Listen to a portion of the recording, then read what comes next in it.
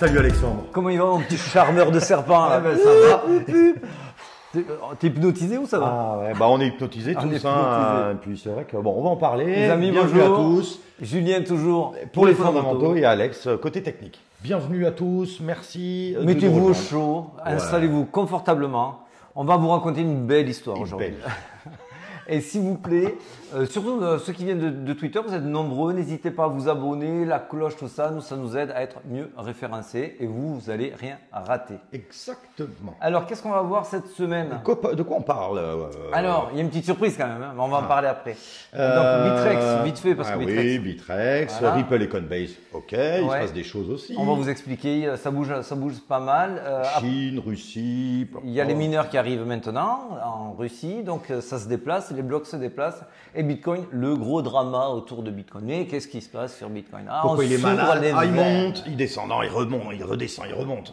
Bref. Mais bon, pour commencer, d'abord, bravo, on a dépassé les 1000. On a dépassé les 1000. Allez, bam, bam, bam. Alors vous allez vous dire, bon, enfin, on vous avait promis des petites surprises. La première petite surprise nous vient de Greenercoin, qu'on va pousser. C'est des Français, c'est pour ça que nous, on les aime bien. Qui ont lancé un petit projet plutôt sympa. Voilà, on va alors dire c'est une blockchain qui est certifiée green, qui est écolo. Donc nous, ça nous va. C'est dans la tendance, c'est dans la mouvance. Et ils sont encore en pré-sale pendant 5 jours. Donc on s'est contacté par un ami en commun. On vous dit tout. Et en fait, leur projet nous a plu. Tu as travaillé beaucoup dessus. J'y ai travaillé beaucoup dessus. C'est pour ça qu'on vous le présente. Et en fait, donc c'est tout simple. Nous sommes en plein milieu de la roadmap, donc dans le pre-sale, et que nous fait cette blockchain? Alors, c'est une blockchain en fait qui veut essayer de créer une marketplace aussi pour pouvoir mettre en relation des fabricants, des gens qui proposent des services dans le green avec des utilisateurs, tout simplement. Et donc, elle marche pour le moment sur Proof of Work. Sur Polygon. Et c'est vrai que c'est une très bonne idée. Il n'y a pas énormément de tokens aussi. Je crois qu'il y en a 50 millions à date, ce qui est plutôt bon. On a essayé de vérifier beaucoup de choses. On a lu le white paper, etc. Donc, là, on est sur le white paper. En fait, ils ont une tokenomics qui est super bien mise en place. Il n'y a que 50 millions de jetons. Il y en a plus de 70% qui sont réservés vraiment pour les mineurs. C'est la marketplace, donc comme tu le disais, va tourner et va pousser uniquement les projets qui sont green. Exactement, et on va pouvoir interagir avec de la transparence, des prix les plus bas, etc. Ça, c'est leur concept. Pourquoi ça nous plaît? C'est qu'en fait, le marché, c'est un des marchés à plus forte croissance aujourd'hui sur le vert. Quasiment 28 milliards d'après ce qu'ils nous disent en 2024 d'estimation du marché, qui est assez énorme, on va dire. Biden qui taxe maintenant les mineurs et tous ceux qui vont dépasser un certain nombre de watts pour miner. Donc c'est vrai qu'il y a un petit potentiel qui peut être vraiment sympa, bon marché. Nous on s'est dit on va vous le présenter, alors on ne vous pousse pas la bêtise, mais si vous avez un petit billet à laisser traîner, c'est pas si con. C'est pas si con. Tout à fait. D'autant plus que ça c'est notre travail puisque on vérifie un petit peu si c'est des profils vérifiés, on est allé sur LinkedIn, on a vérifié toute la team. Là, je vous la présente. C'est pas un bonhomme qui est caché aux Philippines. Hein. Donc vous avez une vraie team. J'ai vérifié. Vous avez un juriste, vous avez un développeur, web développeur qui est vraiment qualifié. Il y a toute une super team qui est mise en place. C'est décentralisé, donc il n'y a pas d'autorité, on va dire, de la part de la team. Donc ça veut dire que c'est vraiment, on va pouvoir voter, on va pouvoir faire pousser le projet. Tout est fait dans les règles de l'art. On est sur un Scam Advisor de 52 sur 100 en termes de confiance. Alors, il faut savoir que sur les jeunes projets, en fait, c'est une bonne note. Ça je l'ai découvert par la suite. Les jeunes projets, parce qu'ils n'ont pas d'intériorité, il n'y a pas de mouvement qui est encore effectué sur le site. C'est d'ailleurs ça qui les note négativement. C'est parce que ça manque justement de mouvement, mais c'est parce qu'ils sont tout jeunes.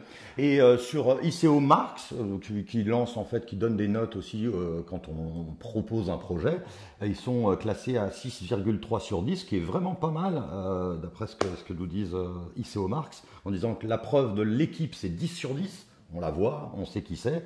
Et même de l'activité au niveau social, 7 sur 10. Enfin bref, voilà, donc il a tout pour potentiellement réussir. Ça, malheureusement, on ne peut pas savoir. Ce n'est pas des conseils en investissement non plus. En tout cas, nous, ils nous plaisent et on s'est dit, quitte vraiment à se rapprocher de quelqu'un, on voulait que ce soit des Français, on voulait que ce soit quand même dans la mouvance et dans le green.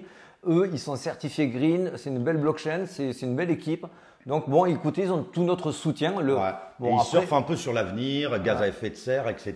Donc c'est vrai que c'est dans la tendance et puis ça nous parle aussi. Et comme on est absolument franc, nous, ce petit coup de pouce, eux derrière, et c'est la première surprise, eux, ils nous donnent un giveaway.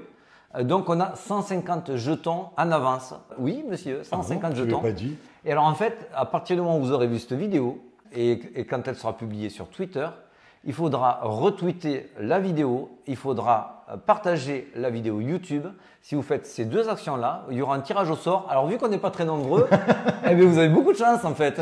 Parce que bon, c'est un giveaway de 150 jetons, il y en aura 100 pour le premier, 30 on avait dit pour le second et 20 pour le troisième. Voilà. Donc bon, il y aura 3 euros gagnants. Et tout sera tiré au sort de manière transparente et ce ne sera pas compliqué, ce sera le partage de la vidéo YouTube et retweeter ce qu'on va publier. Tu vas nous faire une jolie petite affiche. J'espère. Voilà, donc eux ils nous renvoient l'appareil et nous ça nous fait plaisir. Donc voilà, espérons voilà, que ça vous fera bien plaisir. Bon, allez, maintenant on attaque la semaine. Allez, on y va, c'est parti, en route. Boum. Allez, on y est. Et voilà. Ah, Pépé a dégonflé, hein. Le Smarties, c'est... Bah alors la frog, bon, voilà, comme on vous avait dit, on en avait déjà parlé, il faut toujours faire un petit peu attention. Voilà. Donc là, ça divisé même par 3 en 3 jours. Ça a même dépassé le listing auquel Binance l'a proposé, ce qui est très rare, hein. Ça n'arrive pas tout le temps, ça. Quand on vous dit que c'est parabolique, on a cette expérience-là. Au moins, si on peut vous éviter de faire des bêtises. Si par contre on voulait être professionnel, Pépé, il fallait rentrer. Quand vous avez eu le rebond ici dans les 85, c'est le fameux wake-off check. Ça casse la neckline ici au 0,14 et là, c'était un prix d'entrée. C'est exactement ce qu'il fallait faire pour un prix de sortie, puisqu'on vous explique tout. Prix de sortie, quand on voit qu'ici on a atteint un high, mais on ne sait pas si ça va refaire un plus high, on laisse tomber, on voit que ça rebondit. Quand ça rebondit ici et qu'on voit que ça ne veut pas casser cette dernière bougie-là, il suffit que ça recasse la dernière bougie la plus basse ici et on vend. Donc en fait, il fallait acheter des reversal candles. Exactement, il fallait acheter ici et donc revendre là. C'est tout simple, c'est technique et ça vous faisait faire x2 ou x2,5. Et c'était tout ce qu'il y avait à faire une fois que le jeton était référencé. Si vous n'étiez pas là avant, il fallait rester à l'écart. Allez, on en a assez parlé, on va faire rapide. Donc, bon, alors Bittrex. Alors Bittrex est en faillite. Alors il est en faillite, il a demandé aussi, il aurait pu résister, mais il a demandé justement, il a bien compris que ses petits copains aussi avaient eu des soucis, il s'est mis en Chapter 11. Il s'est mis en Chapter 11. Alors ceux qui ne savent pas ce que c'est un Chapter 11, ils ne sont pas en liquidation. La société Bittrex, qui est un échangeur pour ceux qui ne savent pas et un vieil échangeur pour ceux qui sont là depuis longtemps. Chapter 11, c'est dire les gars, on a des difficultés en ce moment, on ne sait pas si on va continuer l'activité, donc il y a un administrateur qui est nommé, c'est l'équivalent de la sauvegarde en France, l'activité continue, les passifs sont gelés, mais on continue l'activité. Si on voit sur l'année qui suit si l'activité est rentable, on peut continuer. Et si l'équipe actuelle veut continuer, mais s'ils veulent arrêter, ils peuvent déposer le bilan et arrêter. Donc ils ont grosso modo une année pour savoir s'ils se retranchent ou pas. Ce que nous avons comme petite news, oui, alors la Russie, futur Eldorado des mineurs, ça a été fermé côté Chine en 2021, etc. Taxé 30% côté US, ce que propose Biden, forcément, il faut bien trouver des solutions. Et là, la Russie dit, vous pouvez venir de plus en plus, quasi à 16%. Pourquoi on vous en parle? C'est toujours pareil. Il n'y a pas encore de cadre clairement fixé, il n'y a pas de cap qui a été donné aux États-Unis pour les investisseurs. Donc aujourd'hui, la Chine prend la part du gâteau, la Russie maintenant avec les mineurs et les États-Unis tergiversent. Et aujourd'hui, ça fait terriblement défaut. C'est pour ça qu'on vous titre depuis plusieurs fois, on aura du mal à casser les 30-31 000 tant qu'on ne récupérera pas les investisseurs US. Bien sûr, notre scénario reste haussier, on va vous le montrer tout à l'heure, mais on ne pourra s'affranchir de ces résistances majeures uniquement si les US se joignent à la Fed. Voilà, on ne peut pas être plus clair. Exactement. Coinbase, d'ailleurs. Coinbase qui veut partir, donc peut-être, qui étudie, mais il voyage beaucoup, hein, notre ami Brian Armstrong. Hein, il était aux Bermudes, là maintenant il est reparti du côté des Émirats Arabes Unis. Et en fait, pourquoi? Parce que c'est là où il y a le plus grand nombre, on va dire, d'échanges hors US qui se passent, notamment côté marché financier. Ça les intéresse aussi pas mal. Et tu as vu que ça ils sont allés aussi. C'était à Vegas, il y avait un show à Vegas ce week-end. Il a rencontré le Brad Garlinghouse, le patron de Ripple. Et en fait, ils sont en train de s'entendre pour trouver un business hors des États-Unis ensemble. Alors que ce que tu disais, XRP au début et Coinbase n'étaient pas forcément les plus grands copains parce qu'ils n'étaient pas. Ils n'étaient pas ennemis, mais en fait, quand ça a été admis, quand ils ont été attaqués par la SEC, comme Securities, Coinbase s'est dit on a une pomme pourrie, on la jette pour pas que nous ça nous explose à la figure, donc on la jette. Et aujourd'hui, Coinbase est victime également. Comme Ripple, finalement, en disant « Bon, mais moi aussi, ils m'ont tapé dessus. Bon, mais finalement, on est copains. » Bon, c'est un petit peu ce qui est un petit peu ce qui est en train de se passer et ce qui est en train de s'entendre. Mais là où c'est rigolo, c'est qu'en fait, l'avocat de Ripple, a laissé fuiter pendant le salon ce week-end à Vegas que le juge Torres donnerait un avis favorable très, très, très rapidement pour Ripple. Ben, c'est vrai qu'on l'attend parce que il est quand même fort, hein, notre ami XRP, puisqu'il a quand même dépensé 200 millions de dollars pour ce satané projet. Allez, et vous savez que je vous en parle, je suis presque un peu relou avec ça. Pour moi, ça va être la news catalysante qui va ramener les institutionnels américains dans la game et nous faire l'accélération. Qui remettent leurs lunettes, parce que là, ils sont un peu à vue. Hein. D'ailleurs, ça sera très simple. Un jour, vous allumerez votre téléphone, vous verrez une mèche verte comme ça, vous irez sur Twitter pour savoir ce qui se passe et vous verrez, c'est parce qu'il y a eu cette fameuse annonce de XRP. Je me mouille, ça sera peut-être pas ça. Pour moi, c'est mon narratif, je m'y tiens, surtout qui colle au scénario haussier qui est aujourd'hui sur de la data on-chain, que ce soit sur du chartisme et que ce soit juste sur de l'analyse pure, on est sur un scénario haussier, qu'on le veuille ou pas. D'ailleurs, on en parle tout de suite? Ah ben allez, c'est parti. C'est parti. Alors, qu'est-ce que nous avons? On est revenu en neutre, enfin. Non, mais ce week-end, on était monté à 60 et quelques. Je me suis dit, mais jamais on y arrivera, c'est pas possible. En fait, plus il y a de personnes qui sont confiantes sur le fait que ça va monter, plus ça baisse, et inversement, plus c'est bearish, plus ça monte. Enfin, c'est toujours un jeu de dupes. Voilà. On va vous le montrer. Il y a une neutralisation qui est faite en ce moment et ça va vous éclairer un petit peu. Parce que c'est vrai qu'on entend beaucoup, oui, ça monte. En fait, c'est le gros problème, même que ça soit sur Twitter, on entend dès qu'il y a une petite poussée, tout de suite ça monte, ou alors ça baisse directement. Qu'est-ce qu'on voit là? Alors là, on est sur la pattern que tout le monde a vu. Cette pattern, c'était un triangle avec une belle compression et on était sur le dernier quart ici. On était dans l'expectative d'une sortie vers le nord. On l'a eu. Moi, je vous avais tweeté à l'époque que je pensais qu'on allait chercher les Equalite à 30 000 pour une réintégration. Parce que pour l'instant, tant qu'on n'a pas ces grosses news, on n'ira pas beaucoup plus haut. Alors, il y a eu réintégration avant d'aller aux 30 000 et maintenant, ça descend. Alors, ça descend. Catastrophe, je vois, ça y est. Et pourtant, on n'a toujours pas repris les creux, comme on disait tout à l'heure. On est un petit peu dans. Ouais, je vais le montrer. Parce que là, si on suit cette pattern-là, normalement, vous voyez, je vous l'ai tracé en pointillé. L'objectif, quand on casse vers le bas, c'est de venir au pointillé. On est donc entre 25 500 et 26 000. Ça va vous rappeler quelque chose qu'on vous a déjà présenté, à savoir ici, ce fameux trou avec un mur acheteur et la zone d'imbalance qui se situe entre 25 500 et 26 500. On n'y est toujours pas encore. Alors, pourquoi on dit, ça commence à nous, les patterns, les triangles, etc. Pourquoi? Il n'y a pas de volume. Donc, si vous n'avez pas de volume… tous les triangles, tous les bull flags, regardez, tout. Là, vous l'avez en bas, mais je vous l'agrandis. Voilà. Donc, ça, c'est les volumes avant. Vous voyez, c'est assez massif. Donc là, si on va chercher vraiment avec un mouvement baissier, là vous allez vite le voir. Là, c'est les volumes à présent. Donc, pourquoi on vous parle de ça? Parce qu'en fait, avec des volumes aussi faibles, avec des marchés aussi illiquides, aujourd'hui, s'il y a une pattern qui se dessine, n'importe quelle grosse whale, gros portefeuille, peut vous piéger, va vous attendre, se dire « Ah, tiens, il y a un M-top qui se décide, ça va casser la neckline, ils vont tous croire que ça plonge. » Et je les cueille. Je suis bien d'accord. Du même acabit, ça va monter en W, on va tous être comme des fous. Ouais, super, ça monte, cette fois-ci, ça va casser. On les calme. Mais comme il n'y a pas de volume, alors qu'on pensait qu'il y avait une pattern qui allait casser vers le haut, on se fait calmer. Sans volume, la pattern n'est rien. Exactement. Si on peut, c'est pas mal. Ouais, c'est pas mal, c'est pas mal. Je suis ton pâté. Donc en fait, pour résumer, ne paniquons pas. On est parti dans un range. Bien sûr, on peut aller chercher les 25 000. Ça a du sens puisqu'il y a un creux. Ici, le creux, c'est tous ceux qui sont positionnés en acheteur et qui longuent.